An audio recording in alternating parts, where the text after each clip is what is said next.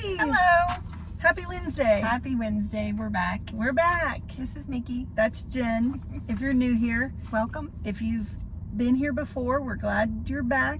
Yes. And you know we've been talking about narcs. That's the nickname for them. Yes. But we've been talking about narcissists. And because we care about the abuse victims, that's why we talk about narcissists. Because we care about what happens when you're in a relationship with a narcissist, and just how hard it is. It does something to you. And you're in bondage. Yes. While you're in the relationship, You are. and even afterwards, until you let Jesus Heal you. Yep. Yeah. So that's why we're talking about narcissists. And if you've been here since the beginning of this channel, it's always been about that. I was told to start this channel to help women become free. So we know that this happens to men too. There are women narcissists. Yeah. When you hear us talk and call the narcissist a man, we're not meaning that all men are narcissists, and we're not meaning that it can only be a man. Right. Because believe me, There are female. Yes. It can be any. yeah. Yes. And as females, when we're in a relationship with a narcissist, we take on a lot of those narcissistic traits ourselves. We do. So believe me, we know that dealing with narcissists out here is all kinds of people. It's not just men. Right. And there's a lot of good guys out there. There's a lot of men that are chasing Jesus and love God more than anything else. So we know that. They're our brothers They are. in Christ. Yeah. We told you last time, because we talked about the love bomb for a couple of episodes, and then we talked about the devaluing, Yes. because that's what comes after the love bomb. Yes. And so now, after the devalue comes The discard. the discard. Yeah. I am laughing. It's not funny, but I'm laughing because I'm sick of it. Oh, yeah. I think I tell her all the time, I'm sick of these freaking freaks, because this is spiritual warfare. It is. It's not just people who have bad attitudes or are a-holes or are selfish. Yeah, I was just going to say selfish. Thank you. Yeah. That's not what they are. No. This is spiritual warfare. It is. And they are following a playbook Absolutely. from the enemy of our souls. Absolutely. That's why they're all the same. And you've probably, if you've had any relationships, you've experienced that. They act like they go to class to learn Right. what to do. Yep. It's like they all know the same things. They all do the same things. Mm-hmm. And it's the same cycle. This exact It's same. the same cycle. And the crazy thing is, they know this without being taught. They actually haven't been to class. They haven't. They weren't born this way, knowing how to abuse someone. But the reason is, and this goes back to spiritual warfare, there are only two sides. Yep. Good and evil. That's right. Light and dark. That's Light it. and dark. That's it. There's nothing else. There's no in between. No in There's between. no gray Mm-mm. when it comes to spiritual warfare.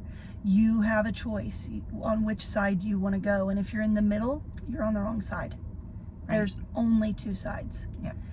If you think you're in the middle, If you think you're in the middle, you're not. You're not.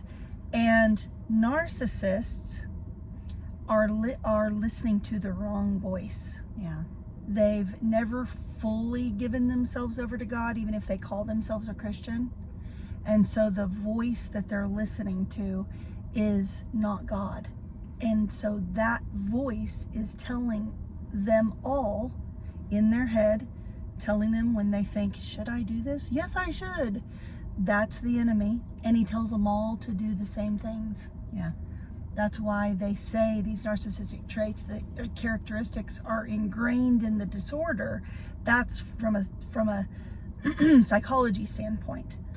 But in the spirit, We're saying it's spiritual. it's spiritual, and they are all listening to the same voice. That's why they all do the same thing. Yeah. That's why they have all the same plays Mm-hmm. and the same cycles. Yep, they do the exact same Yep. things. They're in a different body with a different face. They Same might even spirit. have a different skin color. Might be a man, might be a woman. One is tall and one is short, but they all do the same things. They do. So what comes next after the love bomb and the love bomb, you know, it can last a little while. Yeah. The devaluing can last a little It while can. too, because you have to remember all of these stages, everything revolves around the supply that the narcissist is getting. Exactly. It's all about the supply. Mm-hmm. That's what this whole cycle is about, is their supply. Yeah. And if you're involved in one, you are their supply. Yes. That's why they're with you. And whether you think, well, I'm not very good supply, all we do is fight. That's the supply. You're a lot of supply if all you do is fight. That's actually part of the discard. There's a thing to that. Did you Google it for us? I did. Yes. I did. Okay, let's start with that if you don't mind. Nope. It's the termination phase.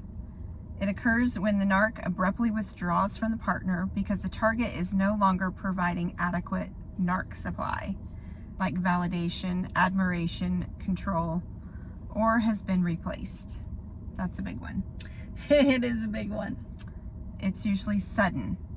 It often feels like a switch flipped overnight, even if they have been detaching for weeks. It's very sudden. And they have zero empathy. The end is typically delivered with coldness, cruelty, or complete apathy regarding your feelings. They can rewrite your history. The narc may reframe the relationship narrative, blaming you for the breakup or bringing up faults that were never discussed before. It's like, nope, you did this, I'm out. We're done. Yeah. There's also triangulation and replacement. This is very common for the discard to happen only after a new source of supply has been lined up. Wow. Can we stop right there real Mhm. quick? Because we haven't talked about triangulation We yet. have not. And it is huge. And it's not always another lover. Right, Sometimes it's their children. right, Sometimes it's their parent. right. It doesn't matter who it is. It's another supply source. It's another supply source, and they bring them up to you sometimes often in a way that seems like they are more, I don't want to say proud, but they are more happy about this other person. Yeah. Whoever it is, whatever it is, they're more, I don't want to say, I'm not saying, because they get more from this other person, but they're using that person to try to form you to make you do what they want you to do. Yeah. You know, saying subtle things like, oh, my daughter, I love her. She is always so chipper. You know, or my mom has always been there for me. Mm-hmm. My mom is such a good cook. You know, I admire that about her. Uh-huh. Things like that to get you to cook more, to get you to always cook, to get you to always be in a good mood, be chipper like the daughter. Yeah. But it's constant. And it's so subtle. It is subtle. Yes. Everything the narc does is It's subtle. subtle. Yeah. It's because they're playing mind games with you. Uh-huh. They want you to not know your worth. And they're trying to read you. Yes. Because if what they do is subtle, they watch your reaction. They learn what works, Yep. what doesn't work, where they can manipulate you to do certain things, what you'll For- put up with. For supply. Yeah. It's always with the intent Always of supply. about supply. Okay. It can be temporary or final. Mm-hmm. Some discards are permanent, others are temporary tactics designed to punish you. Yeah. Strip you of your boundaries and force you to chase them. That's what I was talking about. Mm-hmm. They want you to chase them. There's a power to that. It feeds their supply if you're chasing them. I was with one that did the discard regularly. Mm-hmm. Regularly. And I was just thinking, too, if you don't chase them, they will often come back on their own. Yes. But if you do chase them, they don't have to. Exactly. Yeah, it doesn't mean you have to chase them. No. It just got me thinking, because I've not ever chased. So it made, and I was thinking about this earlier, the fact that, because I was watching another video, Dr. Romani is fabulous if you've never watched her, but she was talking about how they will leave. And I was thinking how interesting it is that all three of the ones that I was in relationships with, I ultimately left them. Therefore, because that's what she said, how you know when it's a final discard. And she was explaining different ways, but none of mine were ever final. But I did it. They always came back until, and well, yeah, I mean, they always come back until you get to a place where you're unhooverable. When they know. Yeah, they know when you've come to that point. Mm-hmm. And then they will be done. Yeah, and you put things into place too that don't allow them to contact you anymore. Yes. So that you become unhooverable. It does, and even if they get through somehow with a new phone number or a new email address, or, you know, dressed up like Barney, I don't know, it doesn't do anything to you. Right. You're like, nah. Yeah. And you go on about your day, and you keep forgetting that they even contacted you. Exactly. And it can be years. Finally, one day you get there. Yes. And that's a wonderful thing. It's the best thing ever. That it doesn't make, you don't go, you know, no, there's nothing. You're just like, Yes. Yeah. And it can be years. I've had one that reaches out. Oh, years later? Last time you said 12 years. Did you have someone that reached out 12 years later? No, we were in a relationship for 12 years. Okay. Yeah. And it's been a long time, but they have still reached out several times. So, speaking of spiritual warfare, one time I was researching and I read that you needed to be no contact with a narcissist. No contact, none. For, was it 18 months? That sounds about right. 15 or 18 months you needed to be no contact to truly heal.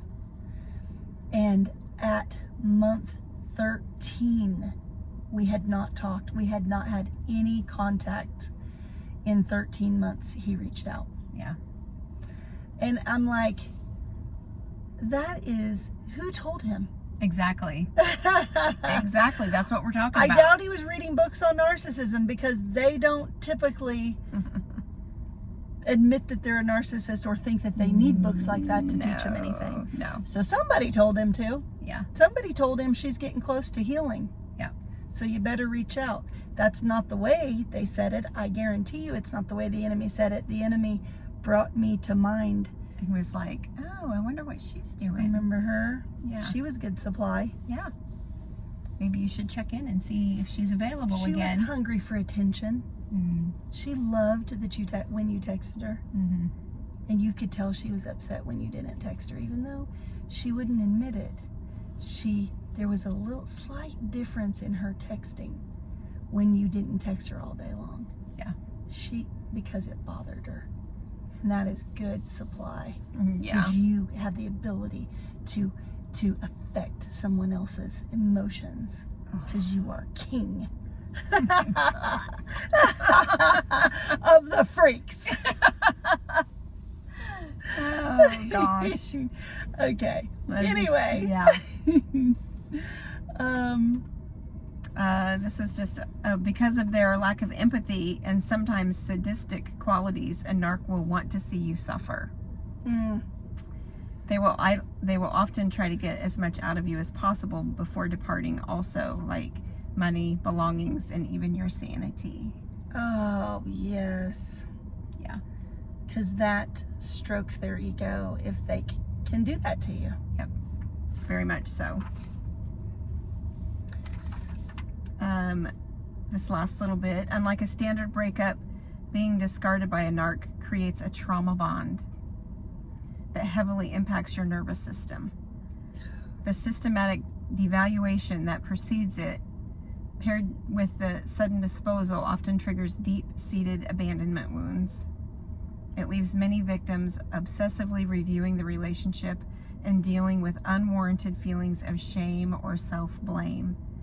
And I underlined the shame and self-blame because shame is a prison that the enemy loves for God's children to be locked in. Absolutely. And Jesus died for us to not be locked Shame in that was prison nailed on the cross. That's right.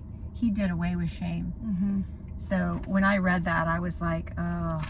That was so good. And would you mind to read it again? Because I had too many thoughts while you were reading. This part? Yeah. So unlike a standard breakup, being discarded by a narc creates a trauma bond, which is important in your healing process to understand that. That is very important, and we haven't talked about trauma bonds yet. We have not. But that trauma bond, and remember we talked in the devaluing, when they start the devaluing, there's even the little push-pulls. The discard can also be a push-pull because they push you away and then they hoover you back. Yep. It can be little done inside the relationship in the devaluing part, but it can also be big done as a discard and a hoover to get you back. That trauma bond actually causes a physical imbalance in your brain. That push-pull, push-pull. The trauma bond is an addiction that they liken to heroin. And when I say they, I'm talking about the psychology world.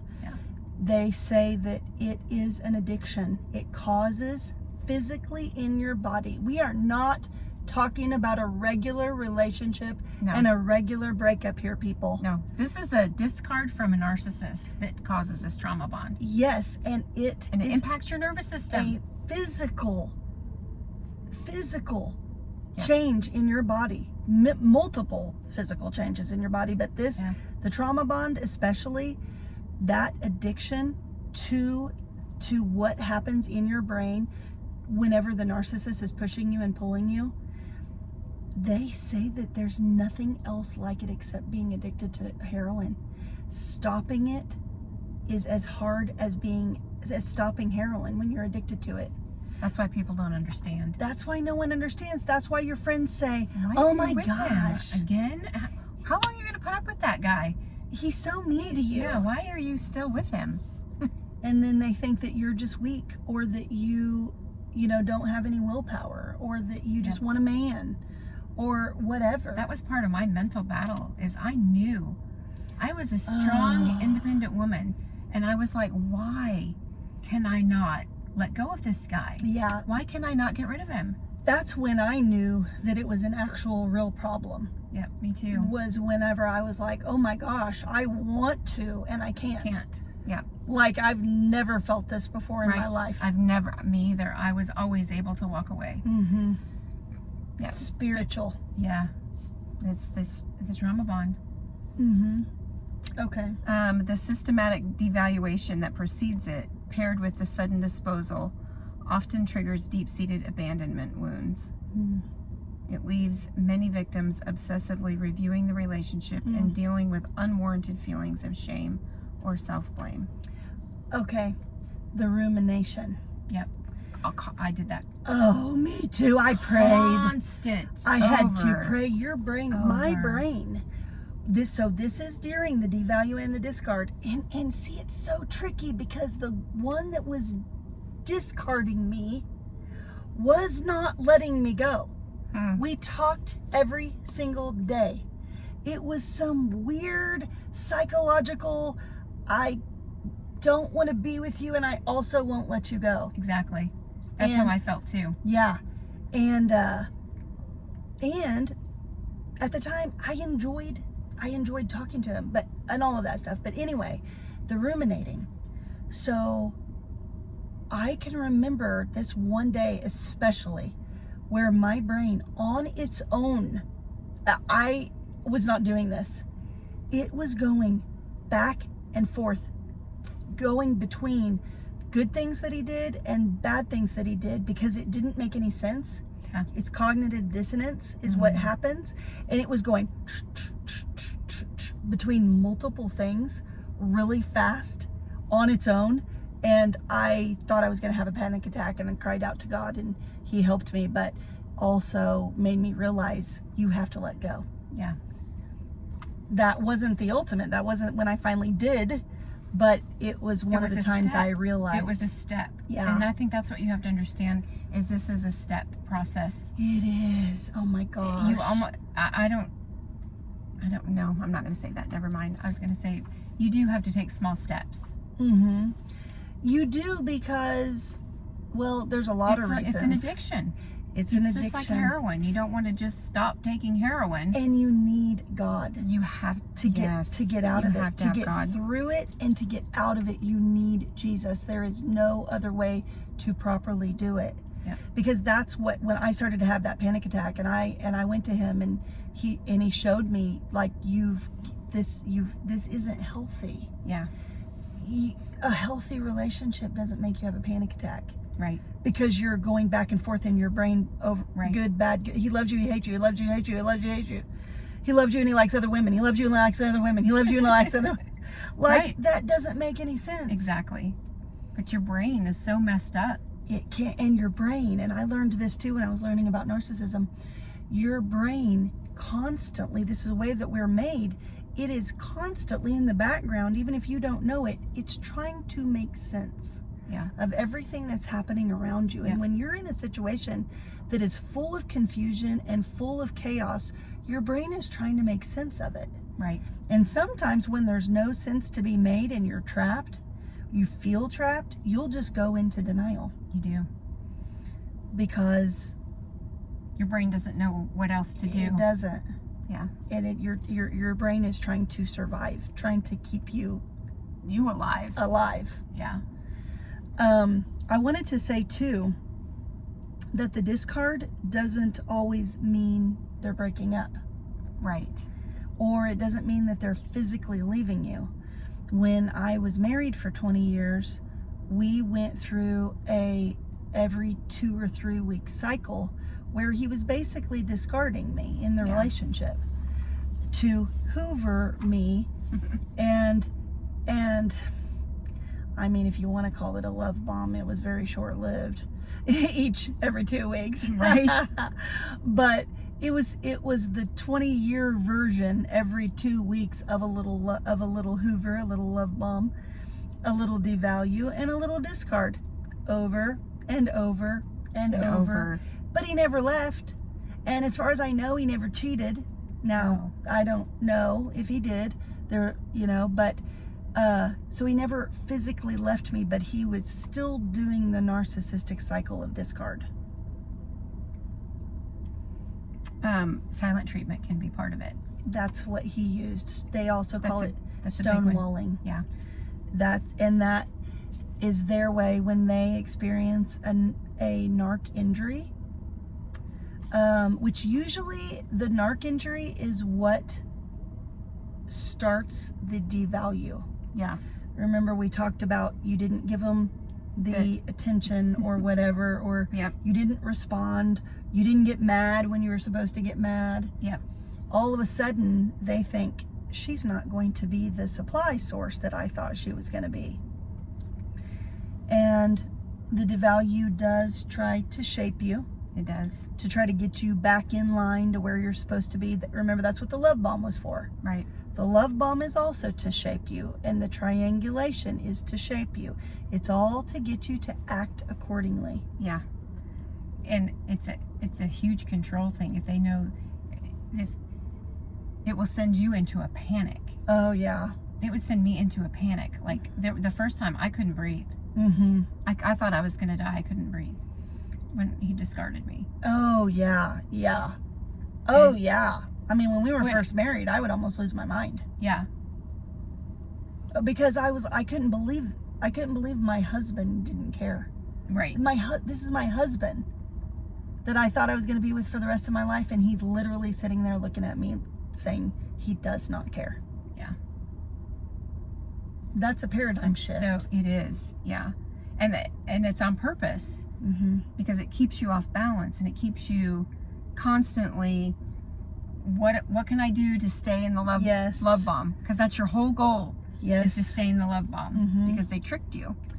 And then also, when you're a people pleaser like we were, you know, I wasn't trying to stay in the love bomb anymore years into the marriage, but I was trying to keep the peace. Yeah. I just wanted peace. Yes. And I wanted him to behave in front of our children. Yeah. You know? And so it was like whatever I could do to keep that peace. And he knew it. He had all of that control. Yeah. Yeah. I think that is something about a codependent that is a common thread. Peacemakers. Yep. You just want to keep the peace. Because things felt chaotic when you were little. Yep. And it didn't have to be things flying around your house, chairs breaking. Mm-mm. It just felt chaotic, like that you could not depend on certain things from either your mom or your dad. Yep. It could be emotion, it could be love, it could be affection, it could be attention, but you couldn't consistently depend on it. Yeah. Or you couldn't consistently depend on things being calm, cool, and collected. You never knew when the chairs were going to start flying. Exactly. And so we learned as children to, Yeah. who's not okay? How can I make you okay? Yeah, because we wanted peace. Mm-hmm. Yeah. Okay, so some things that I wrote down is, after the love bomb, you are not perfect. So this creates dissonance in the narcissist. The narcissist now knows that a devalued external object, that's you're an external object to a narcissist. They have a problem with internal and external. They have a problem with reality, so they create a false reality. So they have to devalue you when you weren't giving the proper supply that they thought that you were, that they thought you were going to do XYZ and you did ABC. And so they start devaluing you. A devalued external object renders the narc imperfect, and he can't be. So he has to discard you. He has to get rid of anything imperfect. And so now you are not perfect because he has deemed you imperfect and devalued. So he must get rid of you. No ifs, ands, or buts about that. So what I mean, it doesn't have to be physical. He doesn't have to walk out the door, but he has to discard you, because otherwise it's telling him that he's imperfect. Yeah. And that they can't. We've talked about Cannot. that. They cannot handle that. No ifs, ands, or buts about it. So the love bomb is to shape subtle hints how they want you to be. And next comes the devalue, because you can never be what they want you to be. And then, like I said, that devalue, they can't keep something that's devalued. It's like something that's not worthy. Yeah. Something that's Beneath beneath them, not good. That's all of a sudden how they view you. You might not have actually done anything wrong. Right. You may have smiled wrong. This is not about you. Right. I think that's something that is so hard for victims to realize, is that it really isn't anything about you. Because when you understand that, then you understand they never actually loved you either. Right. And that's hard. It's really hard to accept It that. is so hard to accept that. That's where denial comes in super strong. Yes. It's because you don't want to believe that you've spent all that time and energy on someone that you loved. Yes, and you loved them because of the love bomb. You did.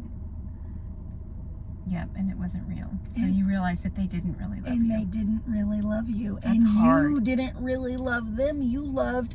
So then it becomes, you are in love with an idea of what they could be.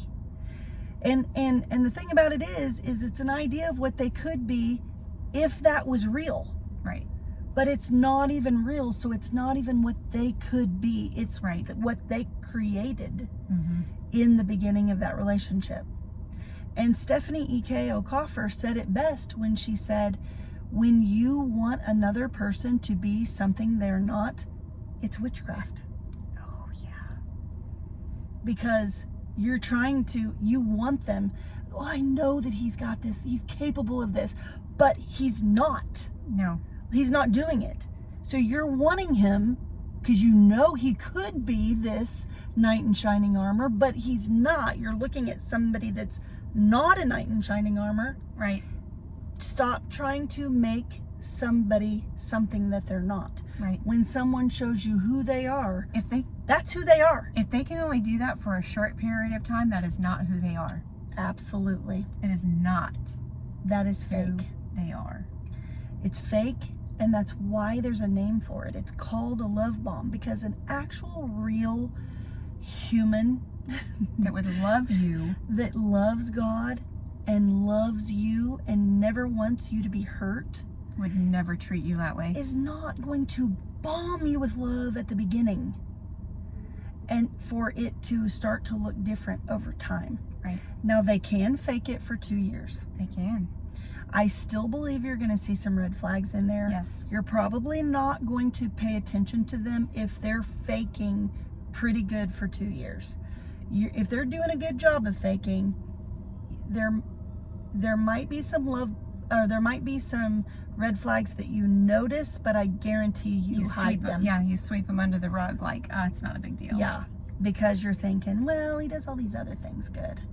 You know, so what if he's got a mistress or two? I'm just kidding. Right. That's a big one. That is a big one. But you have to remember too that the discard, and I mentioned a little bit about this last time, immediately with that discard, if you're not chasing them, that discard is self-traumatizing to the narcissist. Which is bizarre. Bizarre. It's because it's the enemy. They're listening to his voice. They are constantly, the enemy is doing to the narcissist what the narcissist is doing to you. So they are constantly in a state of turmoil. Yeah. Turmoil and trauma and chaos. As soon as they get rid of you, sometimes immediately they think they made a mistake. Yeah. Or vice versa. When they get you back, they're like, oh, shoot. Yeah. What did I do? Yeah. Stuck with her again? Yeah. So it's traumatizing to them, and so that's why, because it's traumatizing to them because it triggers some abandonment issues that they have, codependency issues that they have, self-worth, guilt and shame. Some of them, well, they all deal a lot with guilt and shame. The thing about them is they cannot deal with it. Right. That's why they need the supply. It overtakes them. Because it covers that up for them. It's a salve. It's what makes them feel worthy to be alive. Yes. Is supply from other humans. Yeah. So when they discard you, most of them are going to have another supply before they discard you. At least one. At least one. And for them, it's life and death. For you, you might sit home alone, feeling lonely, and you might cry. You might feel devastated. And I'm not talking about initially, but I'm talking about later, after it's happened 5,000 times. Yes. You might have periods of loneliness and sadness. For the narc, that's not what it is. No. For the narc, it's life and death. They have to have supply to live. Yeah. Because imagine a human being, I can't even really comprehend this. Even with all my struggles and brokenness and healing that I needed to go through, I've always known Jesus. Yeah. And I always knew that he loved me. But a narcissist without supply from sources has nothing inside of them that tells them they're even worthy to live. Right. Nothing. Not them. God, they don't hear the Holy Spirit anymore because they've shut him out so much. So they only hear you're not worthy. Yeah. You're worthy of shame and guilt, and you're this and you're that. And they refuse to, they don't want to hear it. They don't want to believe it. So they have to cover it. with you. Yeah. Until you become unhooverable. Yeah. Which is, we're praying that if anybody's watching this, that's where you're heading. Yes. You are going to Please, be Jesus. unhooverable. In the name of Jesus.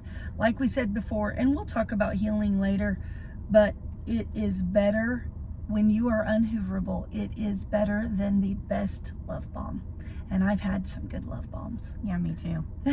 We've talked about trips, gifts. Oh, yeah. Just pouring love and affection. They can't live without you. They can't be without you. When you're in the other room, they miss you. Right. Right. Oh my gosh. Oh my gosh.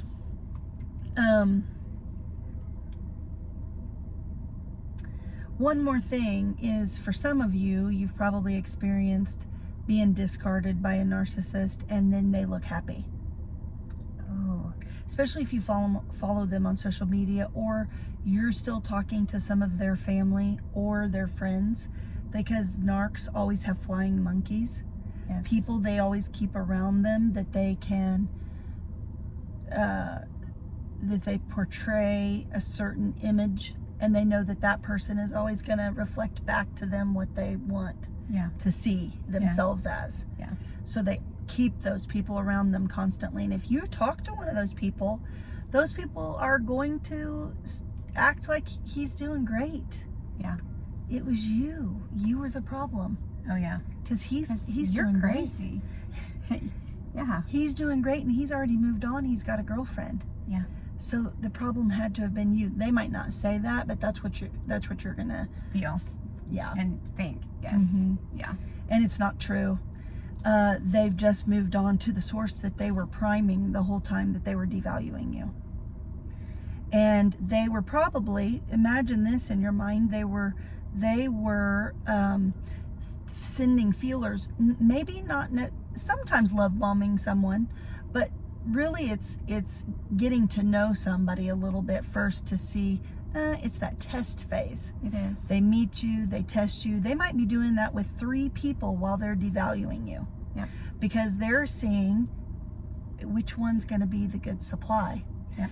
Oh, you know what? Number 3 here isn't grade A supply, but I'm going to stick her over here because I'm going to reach out to her like every other weekend when she doesn't have her kids.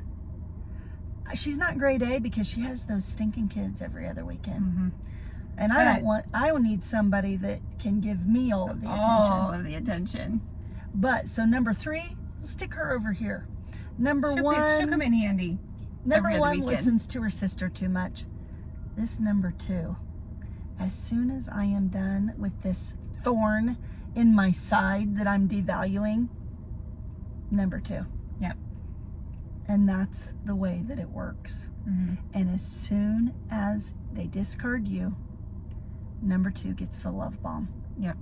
And number 3 gets breadcrumbs every once in a while just to make sure she doesn't forget him. Yep. And hints of what I could be if you'd put me first. Yeah. I like to go on trips. I like to shower my women with gifts. Yeah. So this is the sick mind of a narc. Yeah. Right after they can look so happy, they are in a new love bomb, and they believe the new person is the answer. Right. Well, they're getting fresh supply. So I want you to think about that for a second, because that was you once. Yeah. So when you met them, they thought you were the answer. Mm-hmm. They had just devalued and Someone discarded someone else, and you were the number 2. Yep. That they chose. And they tested you, and they chose you. They discarded her, and they started love bombing you. Yeah. And it felt like heaven. Yeah. For a while. Yeah. It's a whole lie. Yeah. They, neither of you have ever met anyone else that Never felt this way makes before you about feel that anybody. way. My soulmate. I mean, I truly believed that. I did too. And he said it all the time. He said he'd never met anyone like me. Right. You know. What I was going to say, though, was they actually believe it. They do. That's why it's so convincing. It's why it's so convincing, because They do. that last relationship that they just devalued her and they just discarded her while they were testing you and choosing you, that relationship gave him a lot of guilt and shame. And he was also with someone that was devalued. Right. So now he's got you, and you're the answer. Yeah. Because you're making him feel good about himself again. I knew it was her, not me. me. Because now I've got this beautiful, shiny object. Yeah. She's so pretty, and she's so smart, and so sweet. and she's so sweet. And the thing about it is, you only have to be mediocre, all of those things. You don't actually have to be the most beautiful person in the world for them to get you, and in the love bomb, think you're the most beautiful thing they've ever seen. Yep. So to them you are. They're looking at you with rose-colored glasses, and everything is wonderful. Yes. You're the answer. You're the answer to all of their problems. They've always felt off. They've always felt different. They've, and you are the supply. Yeah. That makes them feel normal for a little while. Normal, and one of the ones that I was with told me I gave him peace. Oh, yeah. I heard that too. Really? Mm-hmm. I'm sure that we did. Yeah. In our old state of being codependent and thinking we needed a man, so we were doing everything that we could do to hang on to that. Yeah. That gave them peace. It did. I mean, I probably was good narcissistic supply, and that's not a compliment. Yeah. That is not. It is the opposite of a healed person. Yeah. Nothing about that is healed. Like I told you before, a narc wouldn't even be able to get past the test. No. With me. No. I would fail the test immediately. Yes. We'll put it that way. And that's good. Where we want everyone to be. Yes, that's our goal. Let's fail the narc test. Yes, Oh we don't my want gosh. to pass the supply test. No. Because if you pass that test, next comes the love bomb, and that is hard to get out of. Yes. If you get to the love bomb, everybody around, hopefully you have people around you that pray, that believe in the power of prayer, and hopefully they are watching you, and they know to pray for you, because it's the only thing that's going to save you, because nobody can tell you anything in the love bomb, not even yourself. Right. And not God. Right. Nobody can tell you anything in the love bomb. And I say that confidently because if you were hooked up to God, seriously listening to him and wanting to know what he has to say, you wouldn't even get in the love bomb. Right. You wouldn't pass the test. You wouldn't pass the test.